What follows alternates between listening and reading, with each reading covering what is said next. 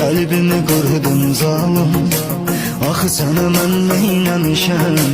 Heyif ki gez başa düşdüm, ömrümü məhv eyləmişəm.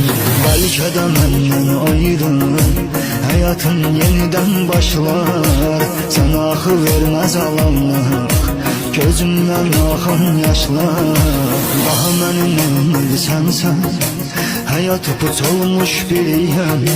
Güvənəcəyim adam yoxdur, mən unudulmuş biriyəm. Daha məni neynirsən sən, hayatı puç olmuş biriyəm. Güvənəcəyim adam yoxdur,